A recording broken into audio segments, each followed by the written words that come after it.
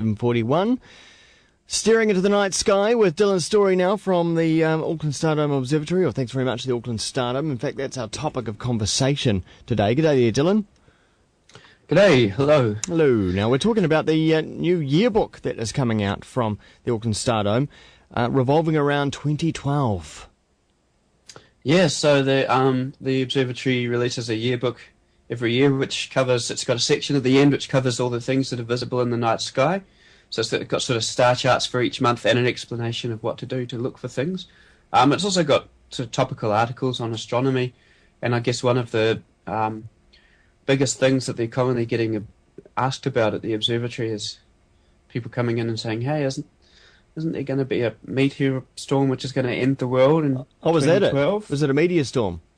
Okay. Oh, there's all sorts. There's all sorts of things. Yeah.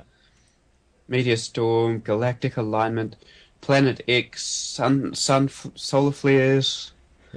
So it's all in there. The whole mix. That being topical, the cover of the yearbook is an image from the story about this, which is basically debunking all these from an astronomical point of view, all these 2012 myths. Okay. And you won't have looked inside the book yet, but I guess they've gotten some experts to put people's minds at rest. My copy hasn't arrived in the mail yet, no, but I've seen it, and the cover is quite striking, and yep, some of the astronomy presenters from Stardome have written articles, so yes, you could say experts. Okay. All right, well, go and where can you get that? Just at the Stardome, or can you order it online as well, do you think? Yes, you can get it online off from the Stardome website. A lot of bookstores have it,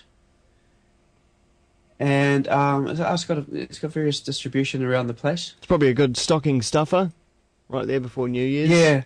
Yeah. It's actually a really good book because anytime you want to go out, you can dial up you can look up the star chart for that month and see exactly what's in the sky facing north or facing south. Mm. And it shows planets too, so it's of course each year the stars are going to be exactly the same, but the reason you need a different set of star charts for each year is that the planets will be in different places. Right. Okay. And it's got really helpful explanations and a lot of information tables and that sort of thing. Cool. All right, well, talking about looking outside and what to see, what can we see over the next week or two now that we're starting to warm up in our nights and have longer days? So as far as evening viewing of the sky goes, we're kind of in the lull between the two visible planets. So Saturn is now way too low to be seen in the east and in the west after sunset. So it's too near to the sun. Yeah. And Jupiter will be rising in the east. So Jupiter and Saturn are right opposite each other in the sky, or almost directly opposite each other. So Jupiter will be rising in the east, but it won't rise till about 10:30. And if you're at the Stardome, you've got One Tree Hill to contend with, so it would be sort of about 11 before it's visible at the moment. However, that will change. It will rise earlier and earlier each week, and in about a month, Jupiter will be visible in the east in the early evening as soon as it gets dark. Of course, It's getting dark a lot later now. Yeah. So just the fact that you can see Jupiter and Saturn at opposite sides of the sky, that's sort of instantly debunking one of these 2012 myths who say, isn't there going to be a planetary alignment? Well, isn't there? Well, no. There was planetary alignment. There's been some planetary alignments recently, but there's no way all the planets could line up for a start, because Saturn orbits every 29 years, Jupiter every 12.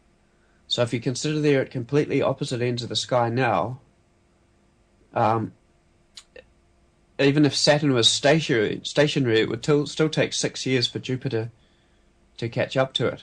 Yeah, but it's not. So it's going to be best part of a decade before Saturn and Jupiter are even in the same part of the sky. Yeah.